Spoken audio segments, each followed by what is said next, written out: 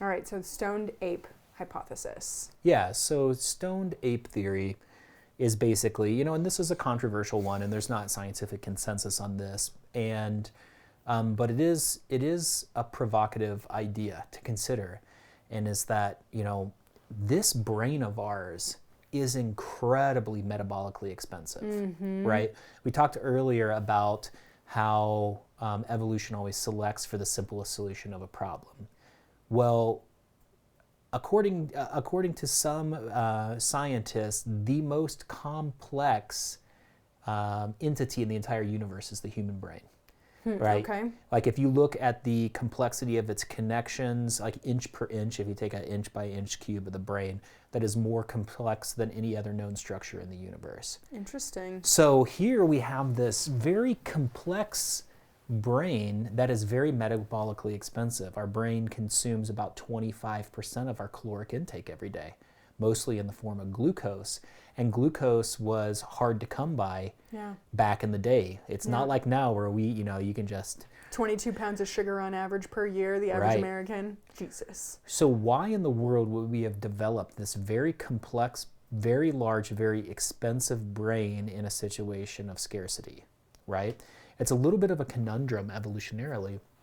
And so one of the theories with the stoned ape theory is that actually as we became, these opportunistic omnivores as a species, we began to eat all sorts of fungi, and some of those fungi had psilocybin in them. And we find psilocybin mushrooms all over the world. All over. It's not just, the original strains that were rediscovered, quote unquote, in Mexico or some of the places. You actually find reference to what's assumed to be psilocybin mushrooms in cultures all over the world, deep back in history. Yeah.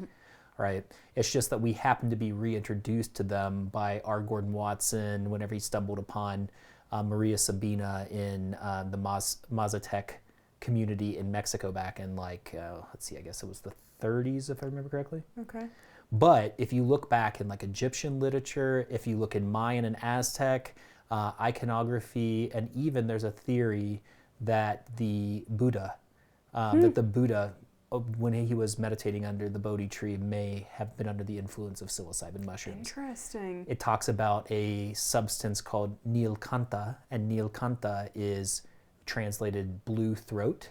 And if you look at psilocybin mushrooms, they have blue threads all down the throat about the stalk of the mushroom that when you touch them bruise blue. Yeah. And if you look at the nature of some of the Buddha's apparitions or visions and whatnot, that they share similarities to other historical records of psilocybin experiences in other traditional cultures. Again, this is theoretical, and some aspects of this can't be proven, but it's an interesting concept. It sure is interesting. And it is a logical explanation of why we have this big brain, right? And this complex brain. Because what does psilocybin do but induce neurogenesis? So growth of neural tissue and neuroplasticity, the ability to dynamically change and more connections and create more connections and more complex connections. Yeah. What else in our evolutionary history would actually support this sort of development? I don't know. Right. It's an interesting theory, but it is still just a theory at this, state. Well, I mean, that's what theories are, and we could even argue that science is all a theory because science is not fact. Science is 99% accurate. We could be certain of this thing, and then tomorrow we're like, holy cow, the Earth doesn't actually, the sun doesn't rotate around the Earth, we rotate around the sun. Who knew? Yeah. Right?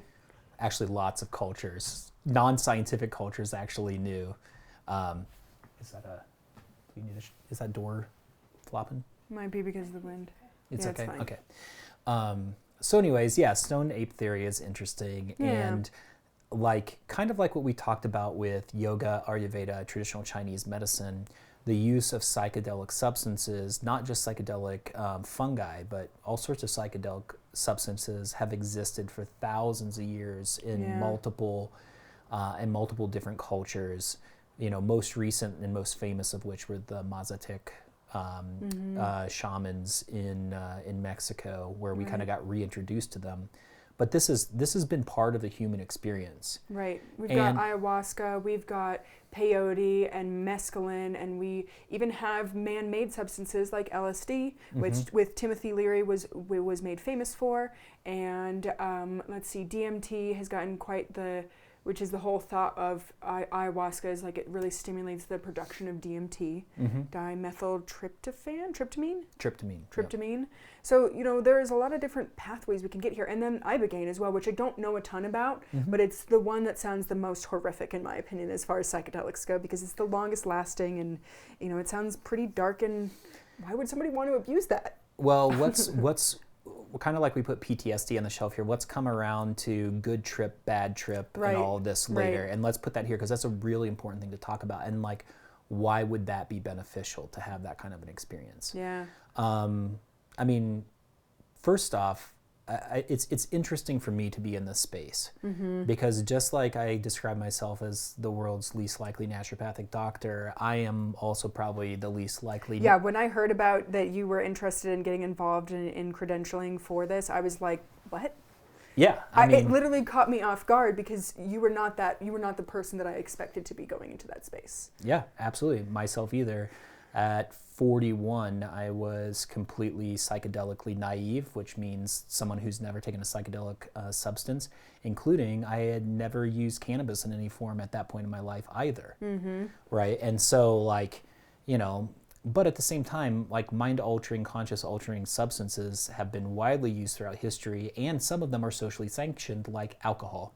Right. Right. And Not my favorite one. Yeah, alcohol, you find evidence archaeologically, like anthropologically in settlements as soon as settlements began, even before. I mean, like, you just ferment some berries, you leave them out, and it's like, oh, what's this? It kind of smells funky, but maybe I'll drink it and see what happens. Yeah, so there's something about mind-altering or conscious-altering experiences that is baked into the human psyche. It is a need for us, and we pursue it at great cost, and actually it's sometimes a great detriment to our health, physical and mental as well. Like if you think about alcohol, right, which apart from some, you know, social inhibition and social connection in certain settings, there's really very little evidence that alcohol has any therapeutic value at all. Yeah, if you want antioxidants from the red wine, people have some grapes. Like alcohol is not. Don't hang your hat on it. I think a lot of times the benefits we look for in alcohol is us fishing for justification. Exactly. And I mean, yeah, there's a case to be made. And, you know, if you drink red wine in a social situation as part of a family meal, there are social emotional benefits of lack of inhibition and bonding. It's like having a cup of coffee with a good friend. And like Totally. The conversation, like there's a vibe that kind of gets made when you're all on the same like energetic field. Like you all have had a glass of wine, you all have had a cup of coffee, you're all taking magic mushrooms. So it does create a really, I guess actually before going there, I'll say, yeah, I'm least likely advocate. Yeah. If you were to just stereotype me, I grew up small town, Indiana, farming family, like, yeah, never grew up in the 80s and 90s and the whole DARE movement. Yep, drugs are bad. Grew up in conservative Christianity, like, just, and it was never really even of interest to me. I never felt like I needed it, was not attracted in any way until I, had that really dark period in 2022. And I had heard a few podcasts on psilocybin. And one was on Radiolab in particular, and it talked about the Trinity Chapel experiment. Trinity Chapel, am I getting that right? Trinity Chapel experiment? Anyway, but it was with these divinity students, and these divinity students actually had, you know, even years and years later when they did follow-up, it was the most spiritually profound and meaningful experience of their life. Was whenever they took psilocybin in this chapel during this experiment. Something about that, because I'm very kind of spiritually oriented, really connected with me, and I kind of just made a tab in my brain. And then when I got to a place where I really was in a place of personal and existential crisis, I knew counseling wasn't going to help. I knew that psychotropic medications weren't going to help. I knew that this is really the only thing that's been studied that addresses existential crisis. Yeah. And it was the most beneficial and the most transformational thing I've ever done for myself, was to go on my first psilocybin journey. And I was like, all right, like, I'd read the research, I'd been keeping tabs on it. You know, I'd listened to How to Change Your Mind by Michael Pollan, and I'd been aware for a few years. But then when I had that personal experience, I was like, okay. No, I felt very certain that there was no other compound on earth that could have done for me what this did for me. And it was in a matter. But so it does. It is an interesting thing, though, that these substances, even though they've played such a crucial and important role in the development of human culture, of the human psyche, even religious expression, over the years, that it has they've become to be such a threat to society, right? And so it is amazing that alcohol is not a scheduled substance. That is insane. I didn't even put that together in my brain. Right? When you think about how many, not correlated deaths, but caused deaths. The number of domestic violence disputes, the number of violence, drunk driving. I mean, the list can go on. Cirrhosis of the liver, right. We could just go on. Fetal alcohol syndrome. Increased incidence of cancer, right. et cetera, et cetera. And again, full disclosure, I drink alcohol in moderation. Yeah. I go through periods. I go through periods where I'm drinking more than usual, but it's not my preferred substance. Right. Yeah. And obviously we know that prohibition doesn't work. It sure doesn't. Right. So prohibition is not a solution. So I'm not advocating for alcohol to be a scheduled substance. I'm saying there's a disconnect. Yeah. Because we have some pharmaceuticals which are known to be responsible for many, many deaths every year. Like I think benzos. Benzodiazepines like Xanax, Valium. Yeah.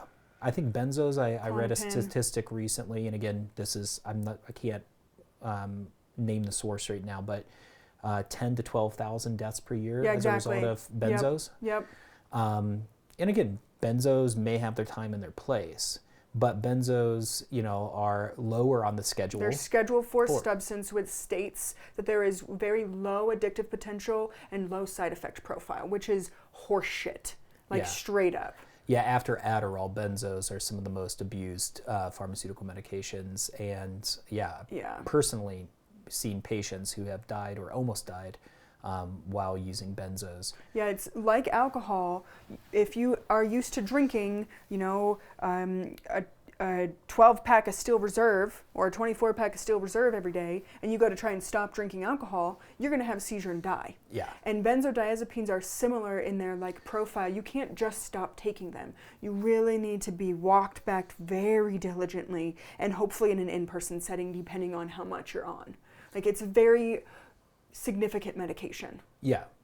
And the only reason I'm talking about this is to point out the fact that our scheduling system, which developed in the 70s and kind of was at the onset of the whole war on drugs, it's really nonsensical, because you have very high risk, very addictive substances, sometimes low on the scheduling system, but then you have substances like cannabis with known medical benefit, which the definition in Schedule 1 substances is that there is no known medical benefit. And highly addictive potential. So you have cannabis, which does have addictive potential, but it also has known, scientifically validated medical indications and uses. Yep. But then you have a substance like psilocybin, which there is no evidence to suggest that it is addictive in nature at all.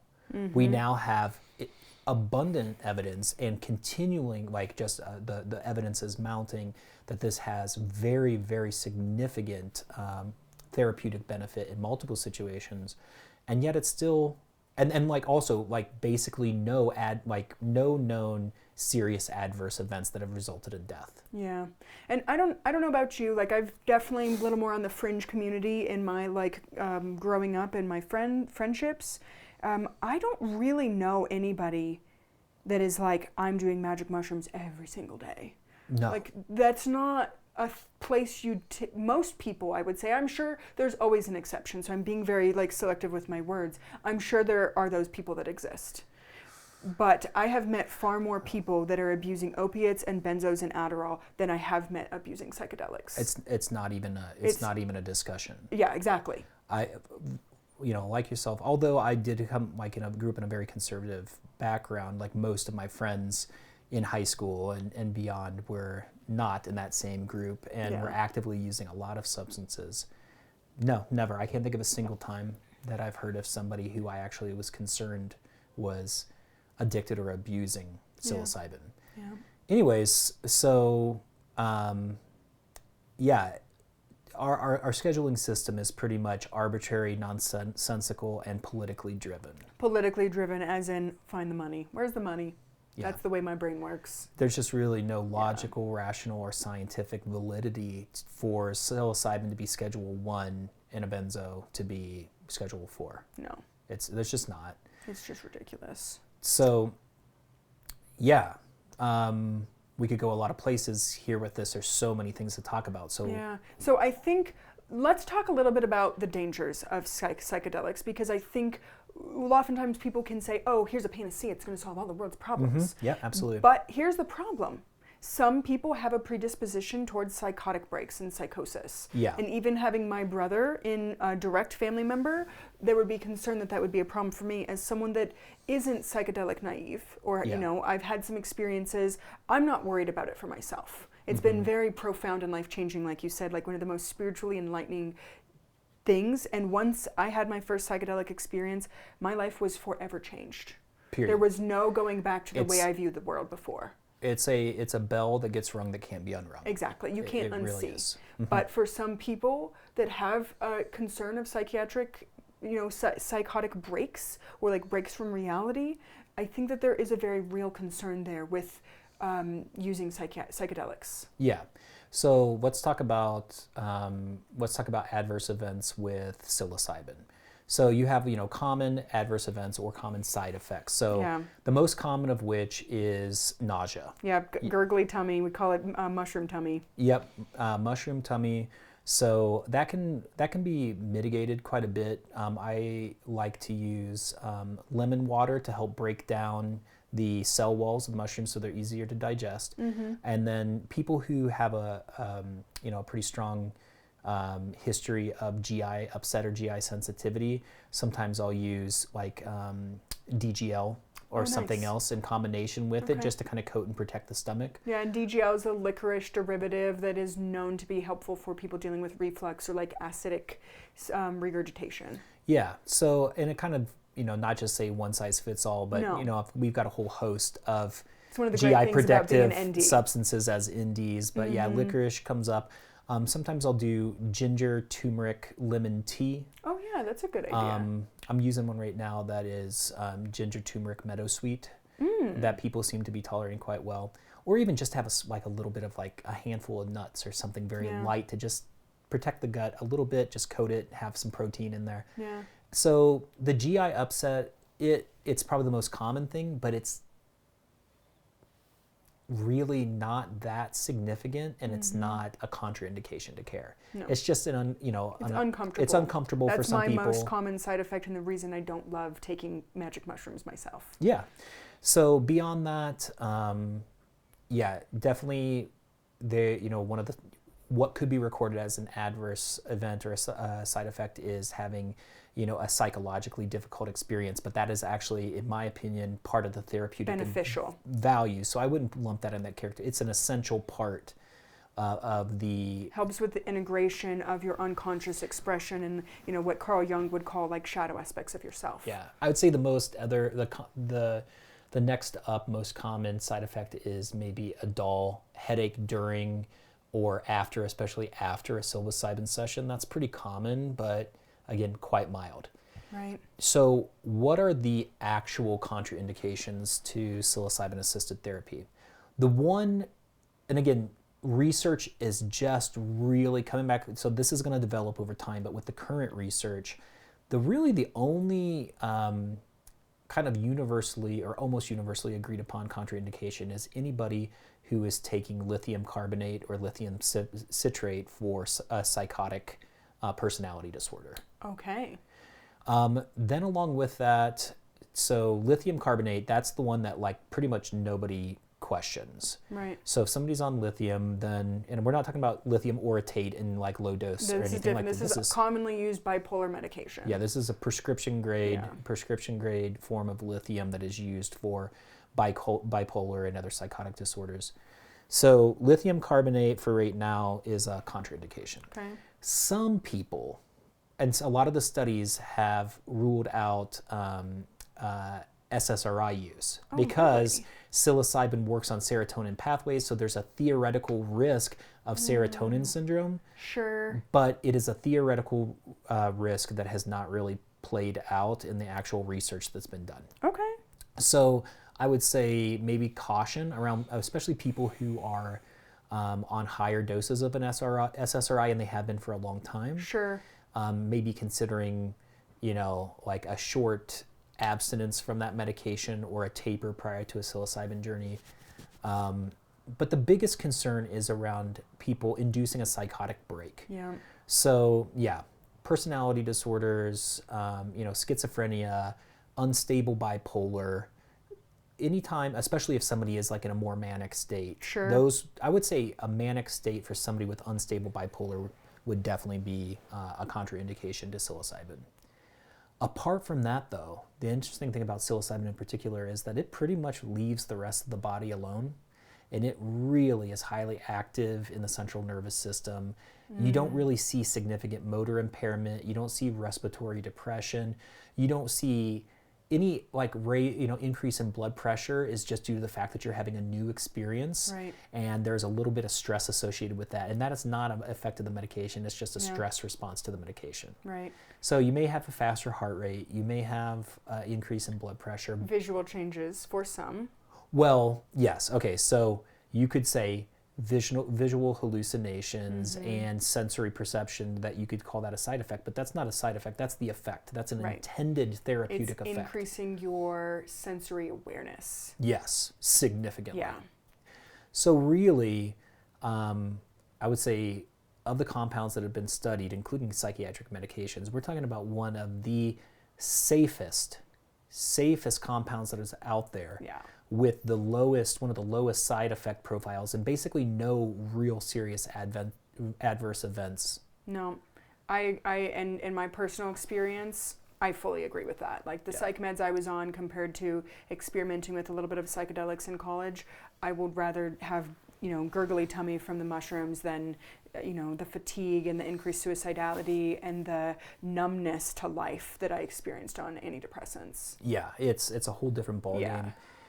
And I would say the biggest risk would be destabilizing somebody with an unstable, psychotic disorder leading to, potential suicidality or an act of violence. But again, the nature of the medicine itself and what it does to you connects you.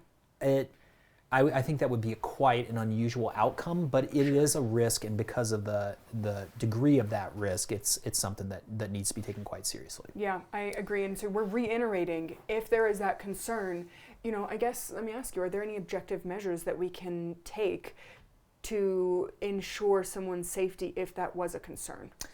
So, well, if that was a serious concern, that would probably be a contraindication. Sure. And I would say, and I have had a few people that I've worked with, and I said, okay, this is an indicated therapy for you, but you're not ready for it yet. Yeah. So let's do what we can do, talking about all the tools we've already discussed to get you in a stable, healthy, more balanced place so that you can really experience the maximum benefit from this therapy. So it's like, it doesn't have to be right now. Right? Let's work up what's built up and let this be the final intervention. Yeah. So why does it doesn't have to be right now. We have all these other tools. So let's put that out there as like the thing we're working up to, and then maybe sometimes if you're working up to prep somebody for a session and everything, resolves and their health goals are met and they're still feeling really good, they may not even need it in the end. Great. Even less intervention. Exactly. Right. But leave it, let's reserve it. So I like that. It's not an all or never. Mm-hmm. There is a conversation that can be had, and depending on what's going on for that individual, we may or may not be able to, pursue that intervention at another time. Yeah. Okay. So one thing important to understand here is that psychedelic-assisted therapy is a big bucket and contains a lot of different compounds, sure right? does. And each one of them have their own indications, contraindications, and character and quality. Right. And even within something like psilocybin, kind of like cannabis, there are different strains, and those different strains have different quality and different effect, right? So even psilocybin is not just one thing. Right. I mean, psilocybin as a synthetic substance is just one thing, but psilocybin found in whole plant medicine, right, has it. Psilocybin and psilocin are just the compounds we know about. Correct. There are lots of many active compounds that we don't know about yet. Just like cannabis, like back in the day, it was all about THC, and then they're like, oh, there's CBD, and then they're like, oh, there's CBN and CBG, and then now, oh, no, there's hundreds of cannabinoids. Yeah. And anybody who's an active cannabis user knows that different strains, not just indica sativa, but even within those, very, very different experiences. Yeah, absolutely. So what compounds, when we're talking about psychedelic-assisted therapy, what compounds are we talking about? Well, first off, we already have a conventional pharmaceutical non-classic psychedelic that's being used and is covered by insurance federally, nationwide, ketamine. And that's ketamine. Right. And ketamine is not a classic psychedelic, it's a dissociative anesthetic.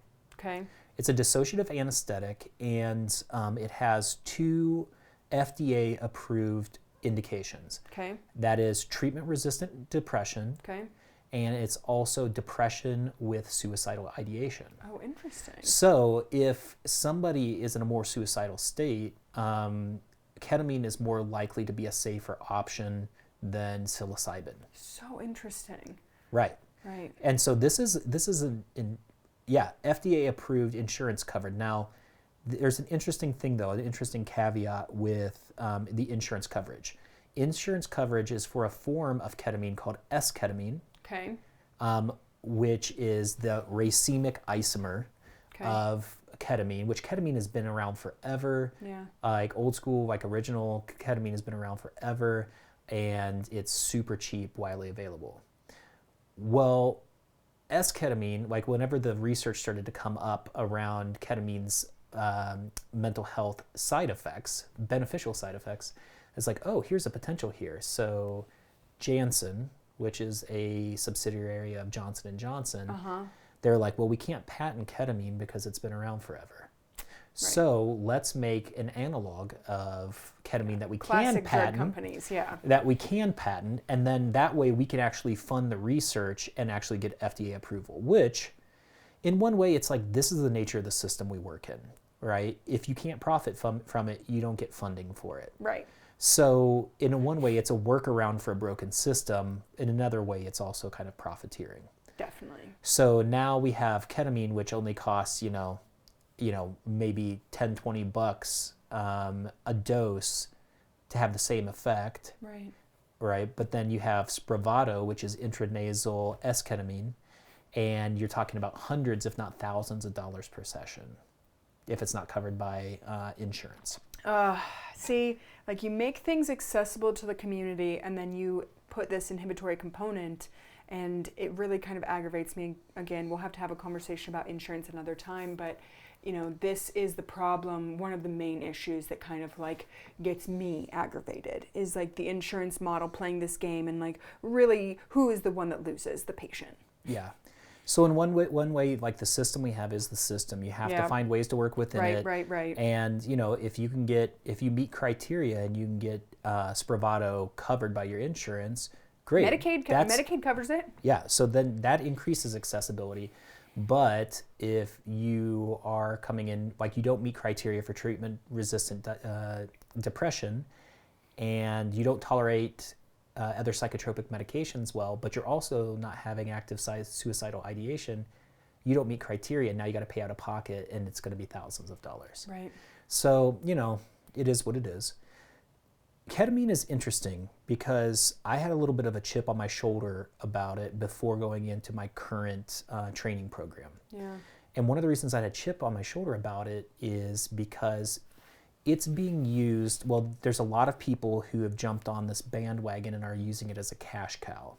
Right. And there are these kind of, for lack of a better term, these kind of ketamine mills where people are going in and they're just using it as a purely medical treatment, right? You go in, you're in a room by yourself, right? You get ketamine, you have your psychedelic experience, and there's no psychotherapy involved, there's no guidance, there's no one sitting with you. You're pretty much just getting a medical treatment like chemotherapy. Wow. Right? It's like you're medically supported. They make sure, they're monitoring your blood pressure because that's one of the side effects of ketamine is an increase of blood pressure and heart rate. Oh, interesting. And there's some contraindications to ketamine around, like uncontrolled hypertension and things because of it. Interesting. But pretty much a lot of these places that have jumped on this bandwagon actually aren't doing preparation, psychotherapy, and integration, which we'll talk about here in a second. Yeah. So I kind of had a chip on my shoulder because so many people are using a really great tool in a really inappropriate way. Sure. I mean, kind of like the pill mills for the opiates. Exactly. You just want to get your pain pills. Yeah, doc, my back hurts. I need my pills. It's the same kind of gist. But if you are conventionally trained and you think only biomedically, right, it makes sense. Here's a medicine. It has a physiological effect, whether there's somebody there or not. Like it's the mechanism of action is the mechanism of action. You're good to go. Exactly. No, it makes logical sense from their But prerogative. that is not psychedelic-assisted therapy. That is a medical treatment of depression. Right. Right? Now, there is ketamine-assisted therapy, but there needs to be the process of preparation, psychotherapy, and integration afterwards. So we cannot get the two confused. Most of the ketamine therapy that's happening out there is ketamine treatment.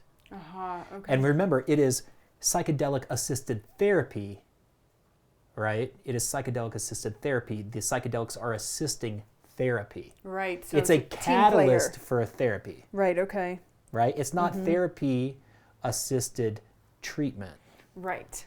And that nuance could not be any more important. Right. Right?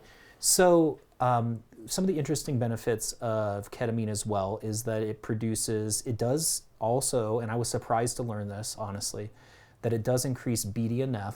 And BDNF has neurogenesis and neuroplasticity effects. Interesting. So there is that component like you see with psilocybin there, although to a lesser degree. Sure. Another thing, and this is actually, I would say this is the place where ketamine shines. There is a new model of depression and mental health that's coming out in the medical community focused on neuroinflammation. Right. And that there's a neuroinflammatory component to mental health disorders. Now, we could talk about environment, nutrition, and all that stuff. We already had that conversation. We did. But ketamine actually has a profoundly effective immune regulatory and anti-neuroinflammatory component as well that can be incredibly beneficial. So if somebody has, say, severe depression with an autoimmune condition, and there's neuroinflammation and they have chronic pain, chronic inflammatory state, ketamine might be the best choice for them for psychedelic-assisted therapy because not only are you going to have the catalyst of the psychotherapy, but you're also going to get these trickle-down effects of immune regulation. But it's specifically effective in neuroinflammation because I believe, if I'm remembering correctly, it affects the immune behavior of astrocytes in the brain. Okay. Interesting. So it changes my perspective a little bit because growing up I went to shows and I would see people what we would call in K-hole sitting in the corner looking a little bit dire. Yeah. And I'm like, I don't think I ever need to take ketamine. That doesn't seem like a good idea to me. Yeah. So I also had a little bit, a chip on my shoulder prior to having a conversation with you about it and trying to understand there's a little more nuance to it, like everything else. There is, and it was a hard sell for me, and I'll admit that I had a bias against it. One of the biases, and I'll own my bias as an indie, is that it is synthetic. But I recently learned that they found ketamine in a mushroom. What? We discovered ketamine as a molecule synthetically in a laboratory environment, but that there's actually small amounts of ketamine in certain mushrooms. And so we kind of stumbled upon a natural substance without identifying it in nature first, and the chemistry aligns. Interesting. So I've got to take a deeper dive on that. But I just heard about that I think it was in December, and I was like, whoa, fascinating.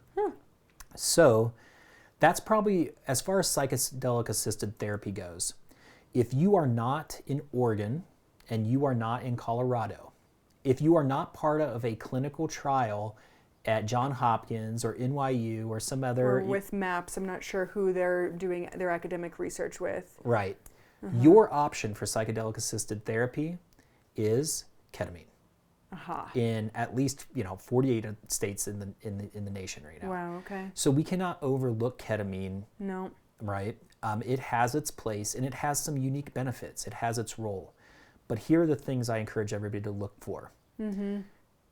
Make sure that there is a psychotherapy component, and make sure that you are not going to be just stuck in a room by yourself, piped up with IV ketamine, IM ketamine, or administering your own nasal sprays. Right.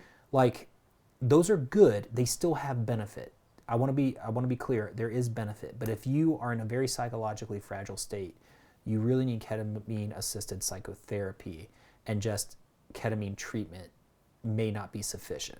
Right. And I found the people who do not benefit from ketamine are oftentimes the people that needed the therapy component in conjunction.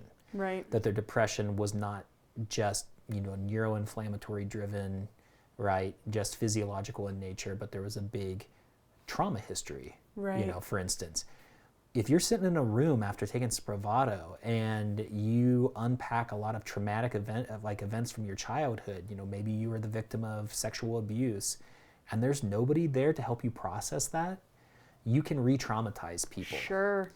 Because we have to think about psychedelics as a catalyst for a psychotherapeutic process. So that's the whole point of you doing preparation work prior to the journeys, and then integration to be like, okay, well, what kind of things did you take away from it? Exactly. Yeah. And somebody to be with you. Oh, and this is great. This loops back to our early conversation. When you just think about, if the root cause of our mental dysfunction for most people is isolation, and you are put in a room by yourself, given a compound that gives you access to aspects of your psyche that you normally never have access to, right? And you've been unpacking all this stuff, and then you look around and there's no one in the room with you. You're by yourself. If the root cause for so many people is social isolation, and what are we doing? We're putting them in a box to unpack all these things without the connection. And one of my big takeaways using psychedelics was tapping into universal love, universal connection. The way I describe it is like seeing the flowers growing through the cracks in the sidewalk. Yeah. Type of a feeling. And it's like that is everywhere. Everywhere we look, it's around us. And that's what I mean. When you go through this process, you can't unsee what you've experienced. I will never forget those experiences and seeing the connection of the entire universe right with me today, right now. Tuning into the greater connection of the universal mother love. That was incredibly healing for me.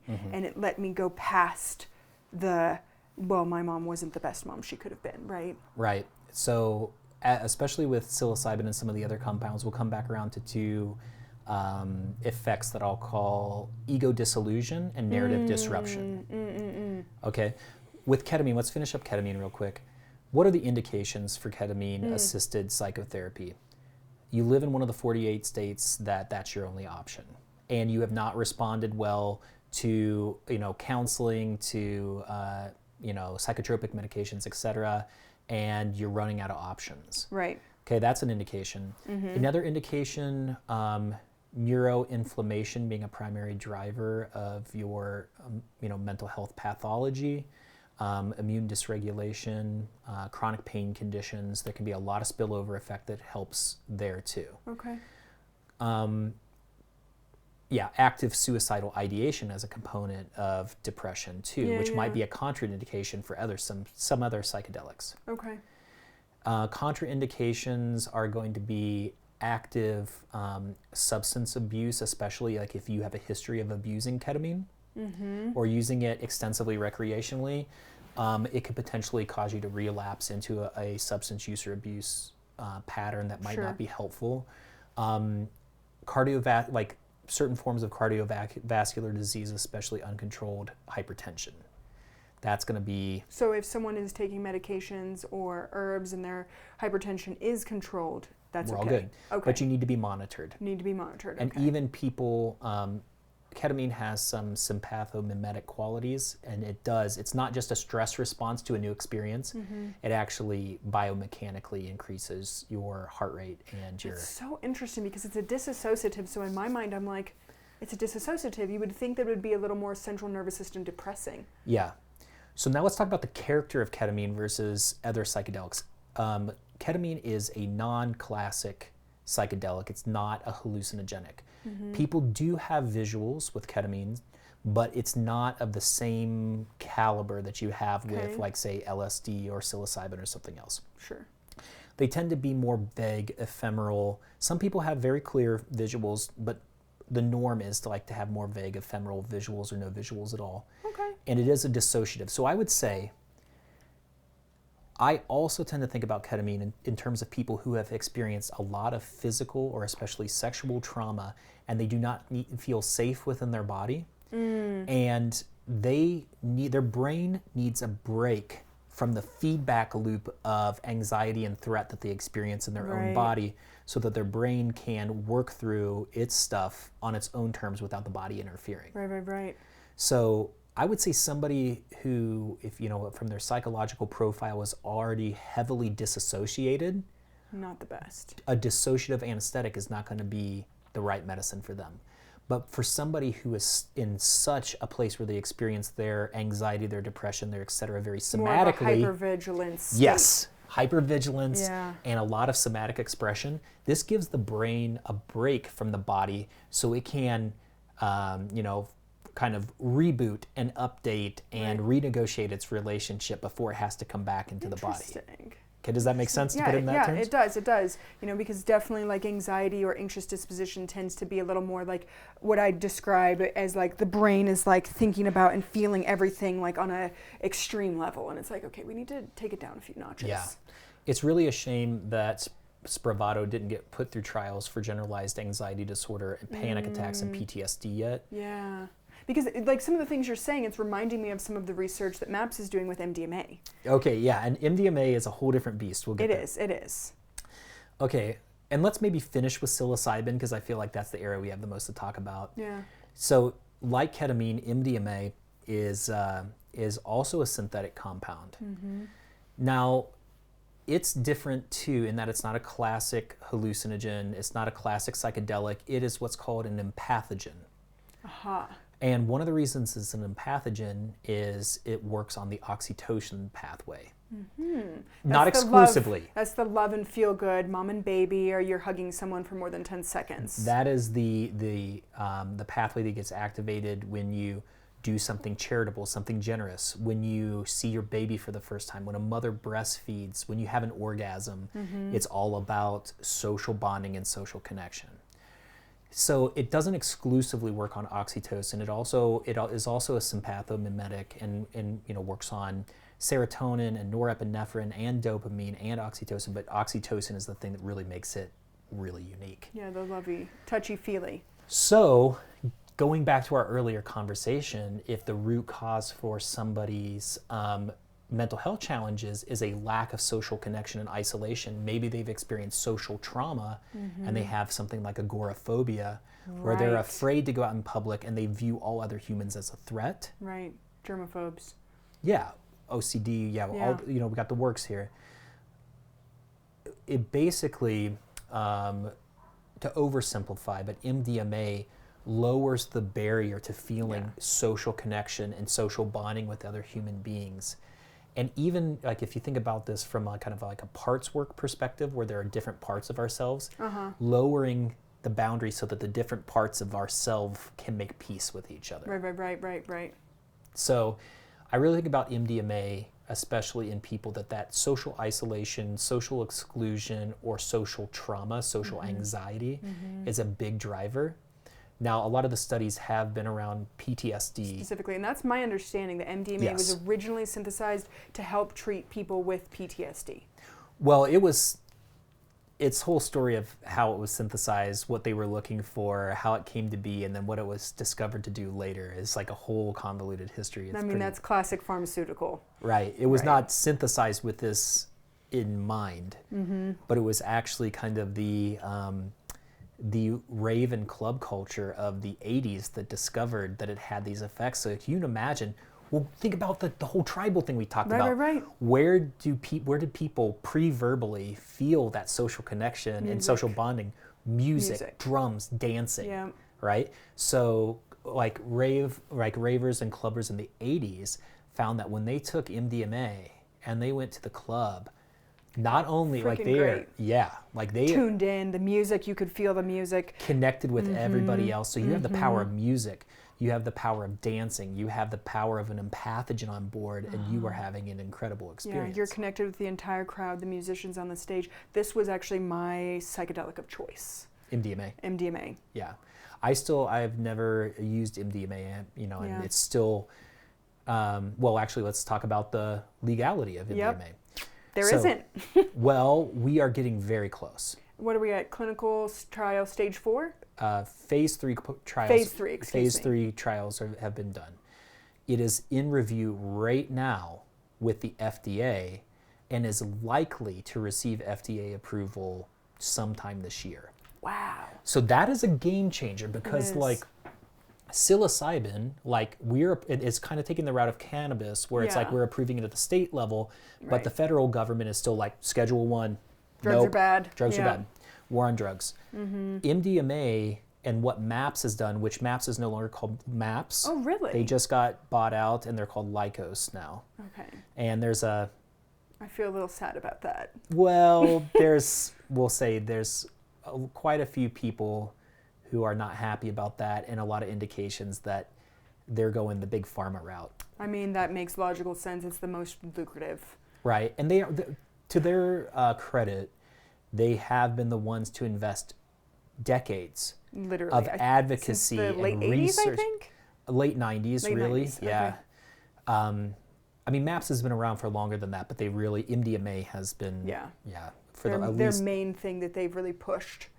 Yeah. So they have been the driving force. They have invested a lot, right? And so it's understandable. It does make sense. But that's a whole, let's shelf that one. But the thing that, MAPS, now Lycos, has done really well is they're like, if we want this to be broadly available, we've got to get it through the FDA. Yes. Like Spravato and Janssen. Yep.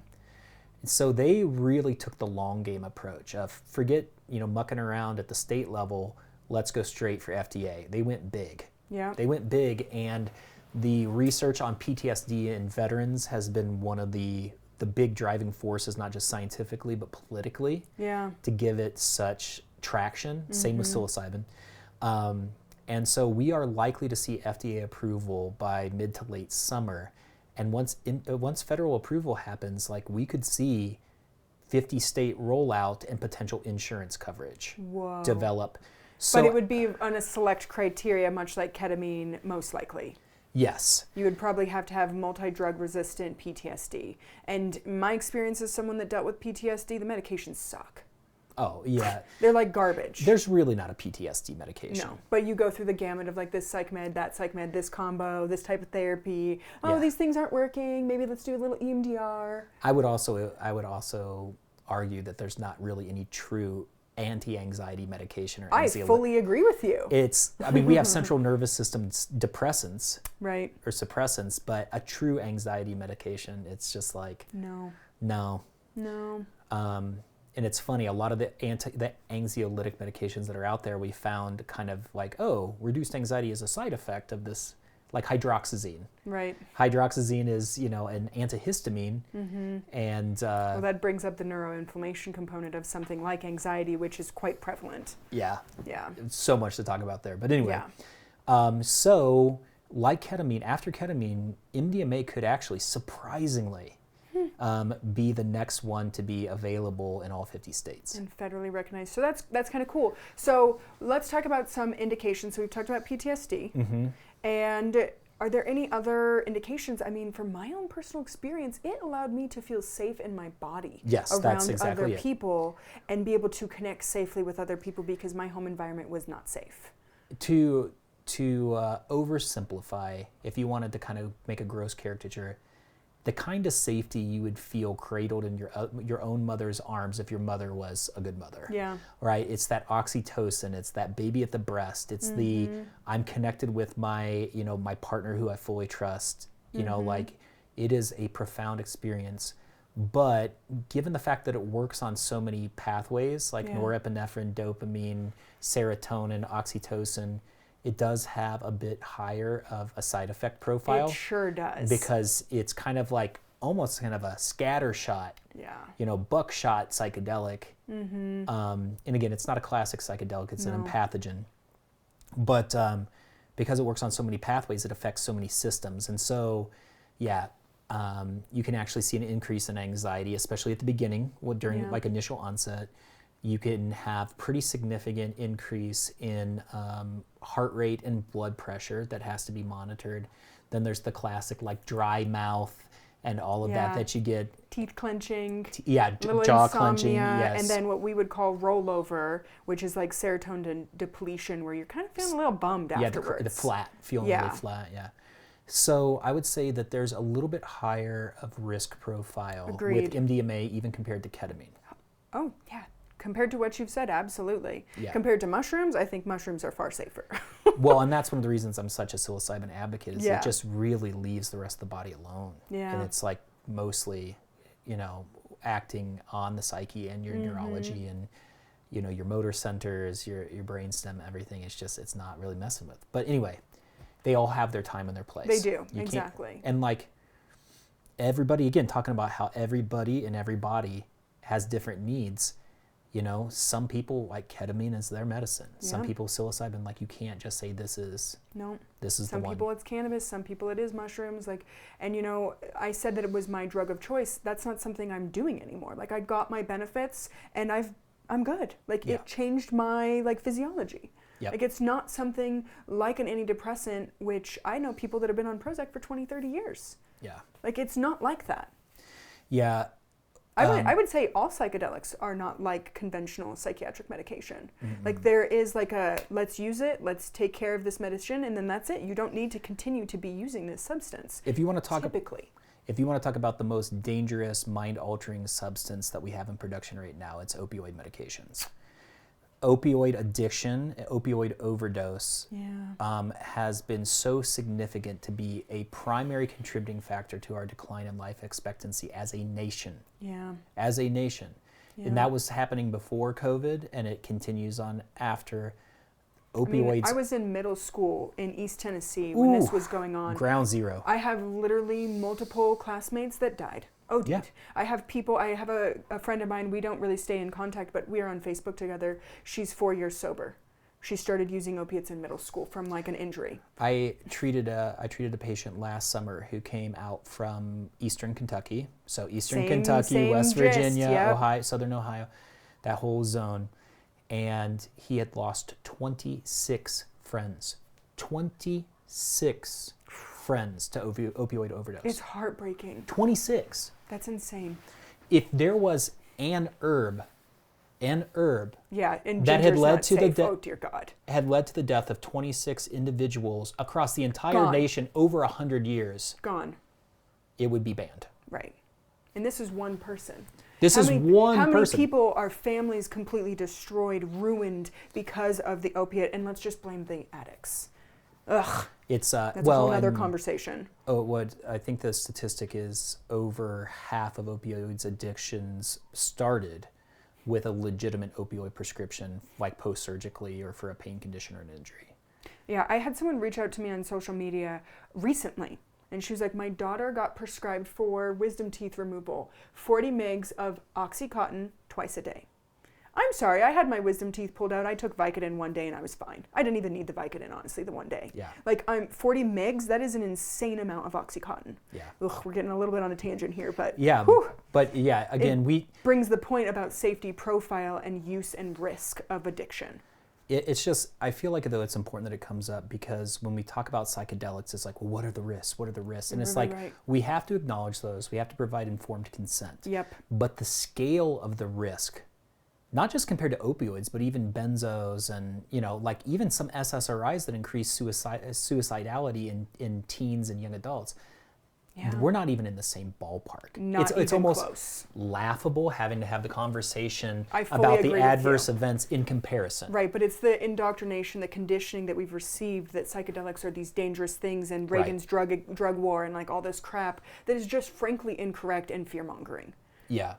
And I mean, again, I don't want to see any deaths. First, do no harm. Absolutely So not.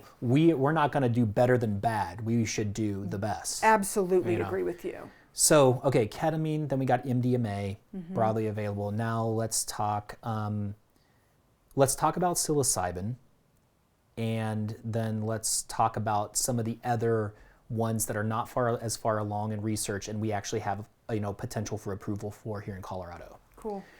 Psilocybin.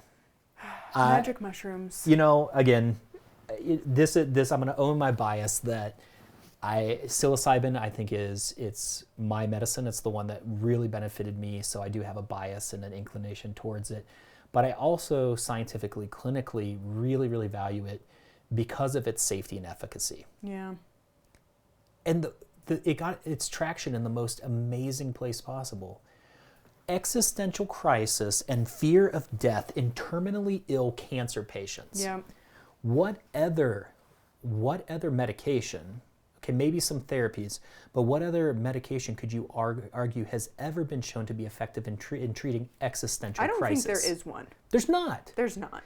And the thing that's wild about it too, and this loops back around to the beginning of the conversation, that's a spiritual condition. Definitely. Because it's about your meaning and purpose and your place in this world, your connection with the things you love, your connections with this world, and feeling disoriented within it. So you can't have this conversation without addressing the spiritual aspect of things. And if we 100%. remove that and say, it's up to each individual, I feel like that's contrite and bullshit. And like we're missing the fact that no one really wants to touch this because religion is a hot button topic, but religion and spirituality are not the same. They can be related, but they are not the same, and they are critically important, whether you like it or not, whether you're a nihilist or an atheist. We have a soul. So sorry. Yeah, so go all the way back to the chapel experiment that I talked Yep. about at the beginning. Like some of the first research that was done was actually more in this spiritual zone.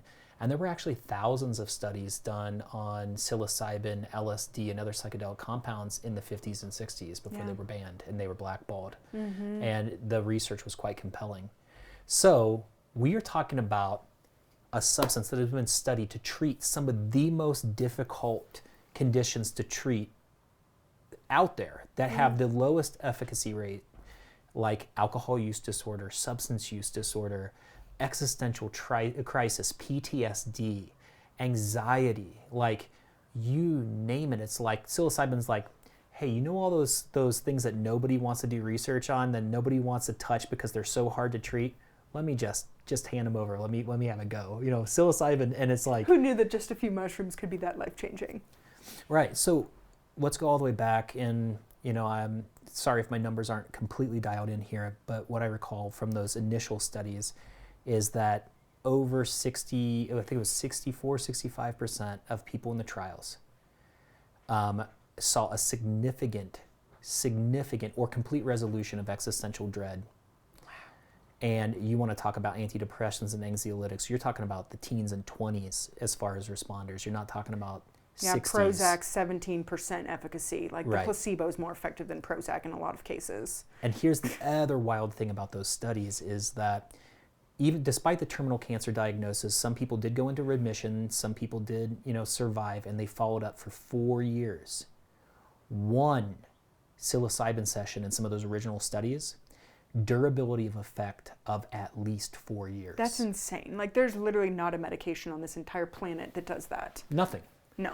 There is nothing even in that So ballpark. it's a sustainable thing. It's not something that you need for the rest of your life. You're not going to be inherently addicted to it. And that's the problem with it, is that it's curative. Right, exactly. That's the problem with it. It's not profitable. And curative treatments are not profitable in a disease management model. They are profitable in my mind, in that now this person can go out and serve other people. Now this person can go out and do fun things. Profitable to who? Right, exactly.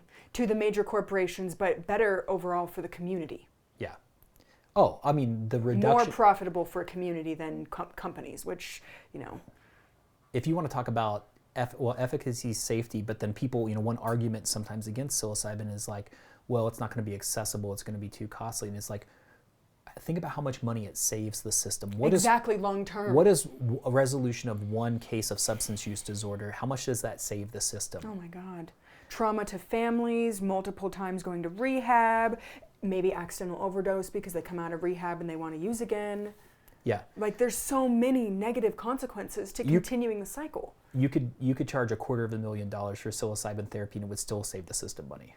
Yeah, I still think that's a little bit ridiculous. But no, yeah, I'm not advocating for that. I feel like $4,000 or $5,000 is still ridiculous, but it brings your point of like short-term costs now versus long-term consequences. I'm just talking like purely economics cost to the system. Yeah. Okay, so like, what are the big indications for psilocybin-assisted therapy? Yeah.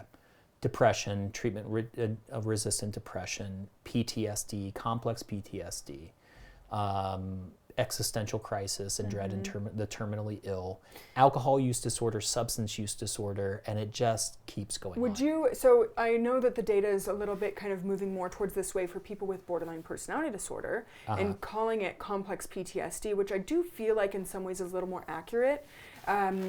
Is that something that you've seen it be beneficial or read about it being beneficial for? That's an area, I'd say that's a gray zone. Okay. That's an evolving area, and I think probably the research that needs to be done around that needs to be done in like a clinical university, like a research setting. Yeah. Right? It's right now that's kind of a no-go area. Okay. One condition that does kind of fall in that whole labyrinth there that has been, researched is OCD. And this is proper OCD, people, not the like, I need my house to be clean before someone comes over. Like, I really hate that we use psychiatric terms Flippantly. As someone that experienced obsessive compulsive disorder as a side effect from a medication. That's not the same thing as like, no. There's one speck of dirt, I have to start over and clean everything again. Clinically diagnosed OCD is it is such a difficult burden for someone to bear, and the impact on your quality of life and Michael is Pollan, inexpressible. I haven't read his book, but in the TV series that was created on his Change Your Mind, there was a case of a young man that had obsessive compulsive disorder, and he, after his psychedelic-assisted therapy, he was like, he left and he went to go like do his doorknob thing. Yes, and he was like, wait, I don't need to do that anymore. Okay, perfect segue. It's like amazing to be like, hold on a minute, I'm going to question my behavior here. We talked a little bit about the character of ketamine. We talked about the character of MDMA. Now let's talk about the character of the psilocybin experience.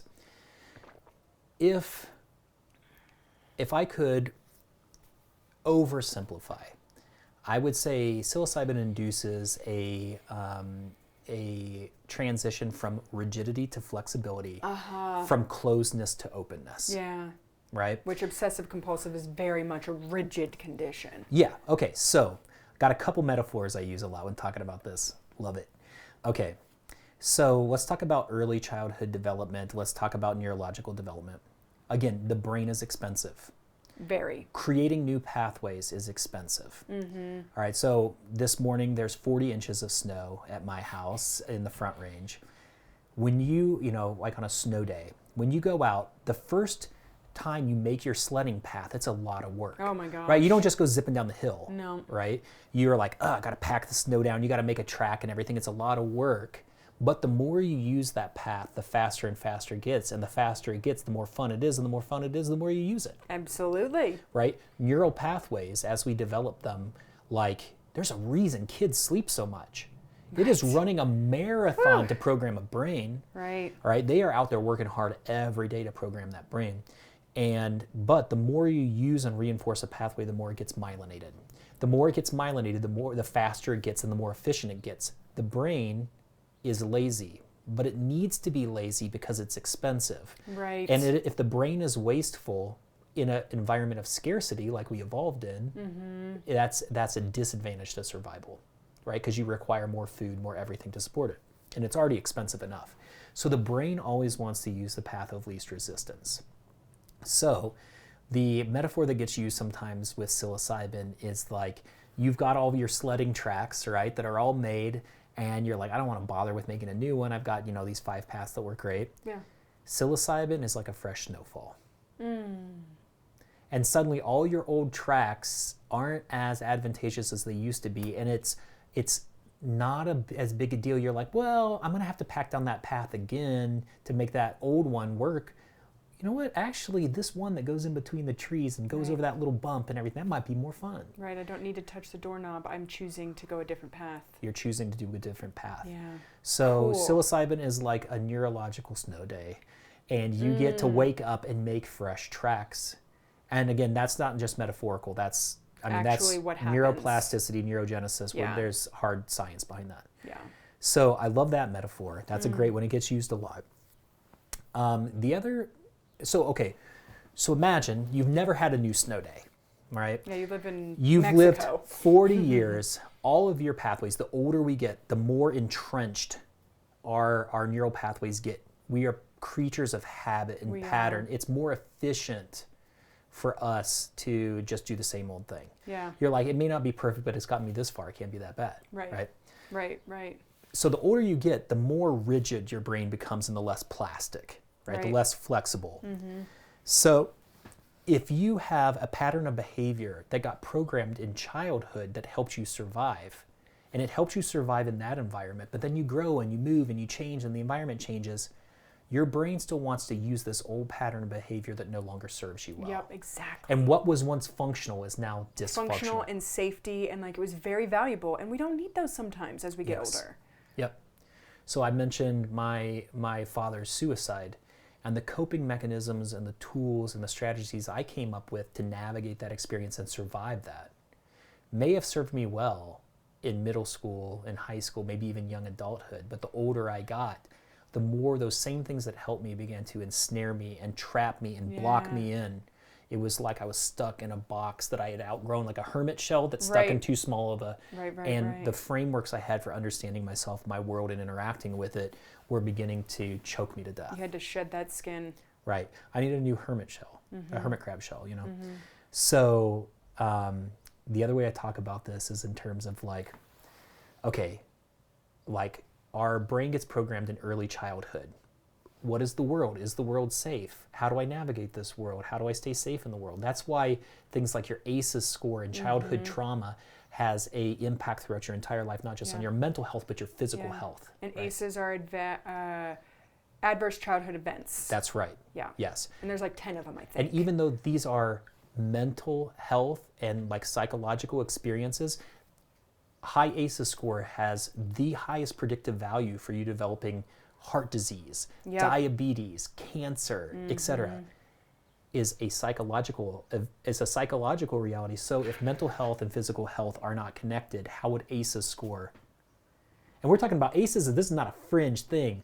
We're talking about hundreds and hundreds of thousands of individuals enrolled in ACEs studies, and it's been consistent. This is like established science. So this would be a really interesting, and I'm not sure if there's any data on this. If someone goes through a psychedelic journey like magic mushrooms, does their risk for things like diabetes, cardiovascular disease, cancer, mental health illnesses decrease after they've created new neural circuits?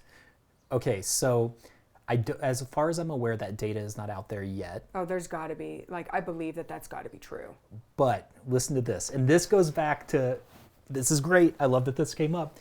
So the opposite of ACEs is PACEs, positive childhood event score. Okay. And it's like after all the ACEs research came out, they were like, well, not everybody that had childhood trauma grows up to develop these things. So what is the difference? What is the difference with the individuals who basically overcome their ACEs score versus those who don't? And do you know what the most powerful, it's a 7-question questionnaire about these protective or positive childhood experiences. And the one that has the most clinical significance is did you have at least one adult in your life, non-parental adult in your life, that you can truly say cared about you and was looking out for you in your childhood? Yeah. Remember my theory about isolation being the driver? Yep. Just the one. antidote is... God, the bar is so low. Just one. Just one good person that believes you, sees you, and wants to help you grow and develop. That's insane. It's amazing. And then, what is the nature of psilocybin? Connection. Oh, and it like thinking about mycelium and like the fungus that connects and brings like entire forest together. It is the connecting piece. Farmer Bob and I, we had this conversation about the mycelium is what makes the forest grow and thrive. Yeah. Literally, we are getting connected to that mycelium network, which we never were not connected with, but we forgot. So so one piece of it is rigidity to flexibility. The other piece is from being closed to being open, from being isolated to being connected. Yeah. That is the nature of the psilocybin experience. And so if isolation is the root cause driver of a lot of our mental and physical health problems in this country, connection is the solution. God, it's the Dr. medicine. Sahar and I were talking about this, like connection is the way we solve our problems. Yes. We cannot do this by ourselves. We cannot be fiercely independent, which is a symptom of trauma experience. I can't rely on anybody else, so I'm only going to rely on myself. All right, now let's connect two other important dots here. Why were substances like psilocybin banned and made Schedule 1? Why were they perceived as such a threat? Because they are antithetical to the society and the culture that we've created. Because it's not about individualism, independence, and autonomy. It's about connection. It undermines, it is a threat to the powers and systems that be. And as soon as psilocybin and LSD got associated with the counterculture movement in the 60s, the government correctly perceived that this was a threat to their power. I mean, it is, though, because it makes you question the establishment because at large. It punches the very nature of our society inside out and redefines it not as individualism and autonomy and personal profit, but connection and shared good. Which, in a time period where there was a lot of threat and fear around communism, right. See how all these points... See, the thing is like nothing we are experiencing right now we haven't already experienced. And like, God, that's just such a cliche, but it's so freaking true. We need connection. Psychedelics are here to bring us back to our mother, if you will, the archetypal mother. Right. Yeah. And the very nature of ourselves, the very nature of others, the very nature of the world around us. Yeah. And in very, very tangible, real, non-metaphysical ways. I mean, we're talking everything from physiology to psychology to potentially... I look forward to those studies where they show that, one psychedelic journey makes a big difference in a person's physiology, that it decreases their risk factors for developing chronic illness. I know that has to be true. Well, you know that because you know the effect of stress on the mind and on the body, and how stress is catabolic and not anabolic, that it breaks us down and doesn't build us up, that it is... Bad stress. Yes, chronic stress, not acute stress. So like if you reduce that, if you reduce the sense of social isolation, you increase a sense of connection, of meaning and purpose, and you have a reduction in your stress hormones, your body can shift out of survival mode and enter into the opposite, parasympathetic mode, which is rest, digest, heal, reproduce. Yeah. So how could we not get healthier? Yeah. God, what an amazing societal shift to see these medicines become available for people in a non-judgmental framework. It's not just a bunch of hippy-dippy shenanigans now. Right. And the false assumption or the false equation that a sense of connectedness and interconnection, interdependence equals communism is just shows how narrow-minded the concept of that was at that time. Yeah. Those two things are not equivalent. They are not. Communism is a social construct that has borne out to be pretty ineffective as a system. It was really good in, as far as its thoughts and intentions, but it just did not play out successfully in the real world. that doesn't mean that we can't redefine our society based on interconnection and interdependence. Correct. In a thing that is something much better and far beyond or completely different from communism. For sure. Yeah, this is not... I'm not concerned about magic mushrooms making communism a thing in the United States. That literally doesn't even make sense to me. It's laughable. Yeah, it's a little bit ridiculous. Well, the other thing too is like, just because we are so independent and autonomous, we have that cowboy spirit. There was a time period in the past where we did live in small communities that were interconnected and interdependent, and still capitalistic and democratic and everything else. Yeah. We've just lost it. Yeah, we forgot that we can have the nuanced complexity. Yeah. And it just has to be like these giant corporations that we're taking over. Slight tangent, I do think that not all forms of capitalism are ideal for humanity. You and I are both small business owners. I feel like that's a different thing than, these giant corporations that, make up the primary bulk of the GDP. Right. Yeah, and again, my only point there is that those are independent variables and you can't lump them. This is not a political threat. This is not a political threat. This is not a political threat. Let's help society blossom instead of losing men and women and children to suicidality. That is unacceptable. To have people on medications long term for the rest of their life because it's more profitable to keep the cycle of, my same 20, 30 patients coming back to see me as a counselor and not really actually solving any problems and getting anywhere in the rubbish that goes on in our psyche that, we're sometimes our own worst damn enemies. Like, this is a tangible solution to get off that train and go someplace else. Yes. And I'm about that. So let's talk about one of the other characteristics of psilocybin, and that is what I call awareness of absurdity. This is, we can choose to cry about life or we can laugh about life. Well, it gives us the flexibility. So many of us, so many of us are caught in a place where, our psyche is very narrative driven. We have a story. Right. This is who I am. This is where I came from. This is what the world around me is like. This is my place in this world and how I navigate it. It's a story. Right. We are story-driven people.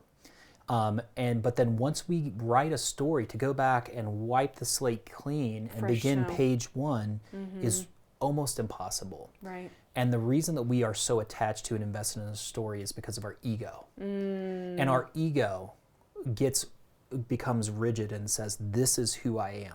Right. And this is who I have to be. And if anything threatens my ego, it's threatening my very existence. And that's why we can't let go of it. So the magic part of magic mushrooms is ego dissolution, where the border between yourself and everything else dissolves. What I call narrative disruption. I haven't heard anybody else use that term, but that's my term. Narrative disruption, and this is how I think narrative disruption happens. Disruption of that story.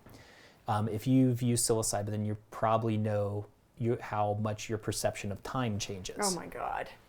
Yeah. Basically, time stops existing. It's like Alice in Wonderland, the clock melts. And all of a sudden, it's just your experience is like infinity. It's like what I am feeling now, who I am now, what I'm experiencing now, like this could be all time forward and backwards. Yeah. Our minds are so time bound that even to try to describe that experience or that feeling, words just fail. Yeah, unless you've had the experience and understand like actually what is going on. I mean, 5 hours can go by so quickly and it goes by so slow at the same time. It's insane. Yeah.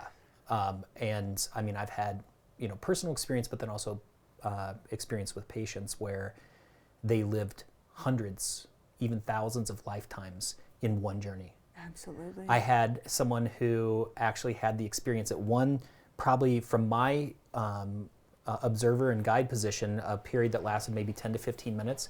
Their experience was that they were a tree frog in the rainforest for 100 years. Wow. So time obviously breaks down. Well, time is requisite for storytelling. There has to be a start and an ending and a progression over time. Sure. So if time dissolves, story dissolves. Right. So all of a sudden, your ego, between self and non-self, disappears and time disappears. So what I call this is, the metaphor that I use with this is, it's like you've had your computer open for 3 years. Okay. And the tabs, oh God. And you've got all the tabs open, you've got all the apps open, and then you realize my computer is running so slow. Right? And so then you go in and you close all your tabs, it's still running slow. You close all the apps, it's still running slow. And then you look down in the corner and there's that that little symbol that says that there's updates that need to be installed. What gets programmed in our mind in early life is our firmware. It's our firmware, and you cannot update firmware without a reboot. Right. So the psilocybin experience is like a reboot of your computer, and as you come back online at the end of your psilocybin session, all those updates that your brain has figured out that it needs to install but hasn't had the opportunity to do, gets the opportunity for all those updates to be installed, and you've got 100 new sledding paths. Like, the potential is endless. That's what you mean by ego dissolution. Like, ego keeps us, Dr. Brad would call it the do not get killed machine. And I agree with that. And you can never get rid of the ego, but you can also pull yourself back and be the observer and be like, I don't know if that's true. See, and you mentioned the example of the OCD and the doorknob. Yeah. Even after psilocybin is completely metabolized and outside of the system, there is this thing that I've heard from almost every person I've worked with, that there's this awareness that comes up that you start to get on the old sledding track, and then part of your mind is like, wait a second, what are you doing there? We don't need that anymore. You know what? You're free to go on a different path now. Do you really want to go down that old path? And you reach in to check that doorknob again with OCD to make sure it's locked, and you're like, no, I don't need to do that anymore. I don't need this. I'm cool. We're good. Yeah. I'm going to go this other way. Yep. There is this awareness of the absurdity in your own mind and in the world around you, that you're aware of it and you can't tolerate it. You're like, that doesn't make sense. That doesn't work. That doesn't serve me well anymore. Time to move on. And you just put it behind you. And that is an incredible thing. It is. This ability to stop and it's almost like, you're like the whole world yourself. freezes, and then you step back and take a look at yourself, and you're just like, what you doing there, buddy? Yeah. Are you going to do that again? Do you really want to do that again? No, you don't. And then the dumb part of yourself is you're like, you're right, I don't. Right, no, for sure. Like, it's that silly. This is such a good conversation, and it brings that these are not substances that people are going to want to or need to use on a regular basis. Anybody who is like, well, what about addiction? I'm like, you haven't had a psilocybin experience. Right. Because when you get done with a psilocybin experience, you're like, I call it Thanksgiving dinner. You're like, that was beautiful, that was wonderful, that was incredible, but I can't eat that meal every day. No. I'm going to rest, I'm going to digest, and I'll maybe be ready for Thanksgiving dinner again next November. Exactly. There's a richness, a fullness, there's a satiation that comes with it that I can't even fathom. To me, it's a laughable thing. It's like you haven't had an experience with it, so then you have fear around it. And again, it goes back to that old programming from drugs are bad, Reagan, drugonomics, the DARE programming, all this stuff. I have zero concern about that. MDMA, ketamine, I do think they have a higher risk of use profile, but true psychedelics, LSD, ibogaine, magic mushrooms, peyote, ayahuasca, these things are not things that people want to do on a regular basis. And in that regard, I am glad that ketamine and MDMA can remain scheduled substances, because ketamine abuse is a really big problem. It is. And that is one of the things that's dramatically different about psilocybin in comparison. Yeah. And, we haven't talked about the other natural psychedelics, but, like you mentioned with ibogaine and with ayahuasca, the intensity of those experiences, it's not something that anybody wants to do all the time. No, those are not substances I've had personal experience with, and we've been talking for a little while, and we might have to table those. Yep. But they do exist, and they do have benefit. I will, though, just to wrap up, say Colorado's Proposition 122, now the Natural Medicines Health Act, is very different, because while the rules are filtering down for psilocybin-assisted therapy right now in clinical settings, there is a provision in the Natural Medicines Health Act that as soon as 2026, that we could see ibogaine, DMT, Whoa. non-peyote mescaline, and other natural psychedelics added into our formulary. Whoa. And psilocybin, because the research is so robust and it's so safe, is the test case. So we're using psilocybin as the way to set up the framework, the safest way and most effective way to set up the framework. But then if we do this well, ibogaine, DMT, huge potential to save so many lives. Mm-hmm. Oh my God, that's so cool. I didn't realize that. Yeah, it's written in there. Those substances are named explicitly. Fantastic. Oh, I'm so excited. And that could come online as early as 2026. Wow, that's not very far from now. No. For people dealing and really struggling that have really tried, you know, those people that have been on Prozac for 20, 30 years, they've tried to come off, you know, get sober from alcohol, heroin, and other opiates. My understanding is 9 out of 10 people relapse. That's crappy. That's abysmal. And like I said, because that's such a close topic to my heart, like I'm always looking for ways that we can help those people because they're humans. Oh, and yeah. they've struggled, and oftentimes they were given a script and they got stuck. Or, like with one of the cases I talked to you about, they were never diagnosed or misdiagnosed with a physiological, or psychological condition, and they just want to feel good. They want to be able to function and navigate this crazy zoo we live in. Gosh, and they have been self-medicating as a means of survival. Yep, exactly. Not as a means of escape, as a means of survival. Which is such a misunderstanding that people have for sure about people that use substances, even abuse them. Yeah. So that is why I had a good position as the assistant clinical director of a neurological rehabilitation center. I had a stable income. I had a salary. And one of the reasons I decided to move on from that was because I really believe in the potential and the primacy of this in this next wave of mental health treatment. And so that's why I started Transcendent Integrative Health, and really put natural psychedelics at the center of it so that I can be one of the first licensed clinical facilitators here in the state of Colorado, and make sure that this is done right. This is done well, so that Colorado doesn't blow this for the rest of the country. Absolutely. And also that we do this well so that we can open up the door for the potential of ibogaine and DMT and mescaline and all of these other natural psychedelics, which, because they're natural, can never be patented. Yes. Never be controlled and never be manipulated in the same way that our synthetic psychedelics have been. Yeah, I love that. You know, there's so much potential here, and the number of people that are going to get help and go out and be part of a community again, instead of be ostracized and like, oh, my mental health. You know, we've talked a lot today about a variety of things, and we've dismantled that mental health is just one thing. It's complex, it's nuanced, it's your mind, body, soul. It is, you know, there's pros and cons to medications, there's pros and cons to inpatient facilities, there's pros and cons to counseling, which we didn't really get into. We didn't talk about counseling, we didn't talk about biofeedback and go really deep on mind-body medicine and that whole model, which doesn't involve pharmaceutical compounds or natural compounds. This is completely your innate intrinsic capacity to self-regulate that doesn't require any compounds. Right. And I'd be curious for people that go through psychedelic therapy, they get some of these other coping skills on hand, like they're literally good to go.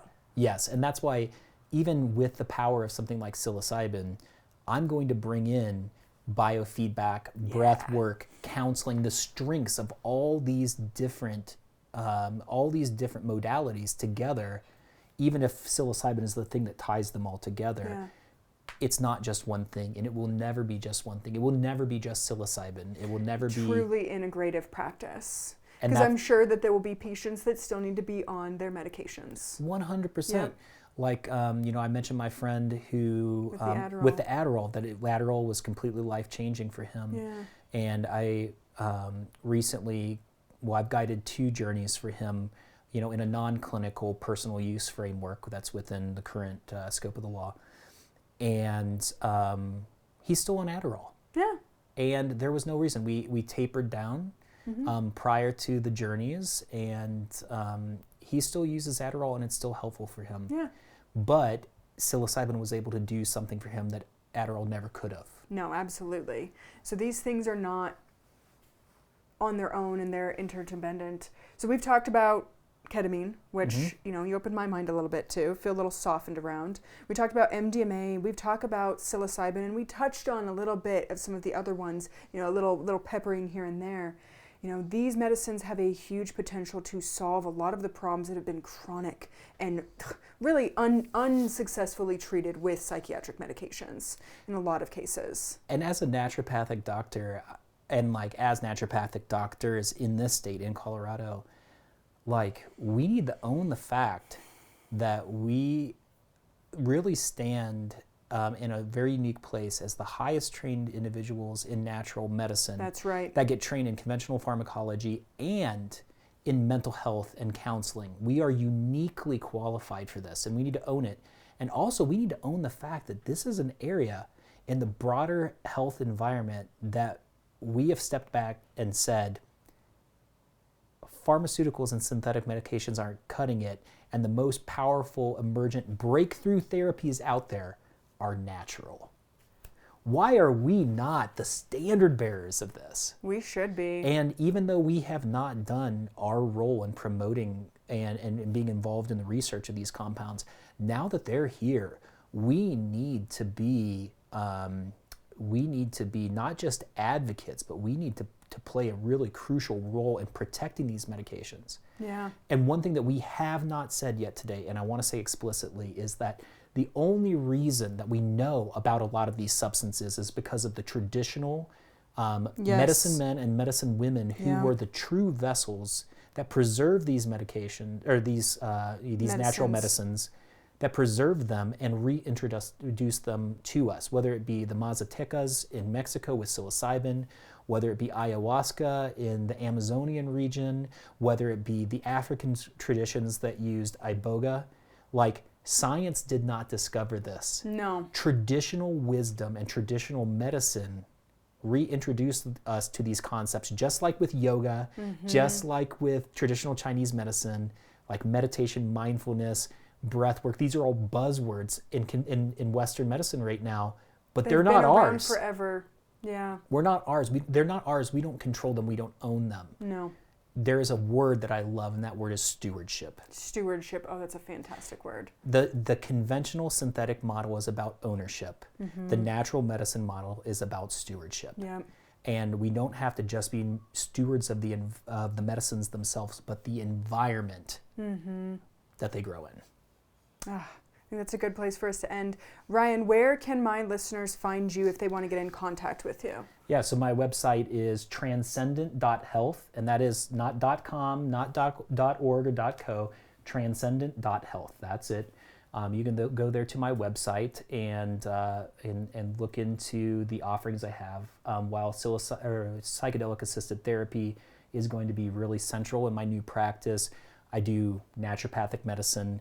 I do biofeedback therapy, and I also see people for all sorts of conditions, not just mental health conditions, even though integrative mental health is my focus. Yeah, exactly.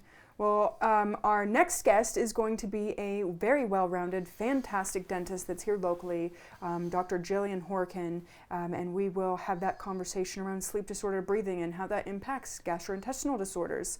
So stay tuned. If you guys liked this episode, please like and subscribe to my channel. It really means the world. Share this with someone that is curious about psychedelics and or has been struggling with like drug-resistant mental health challenges. Like, we covered an exhaustive amount of information in this episode, so thank you so much for your time.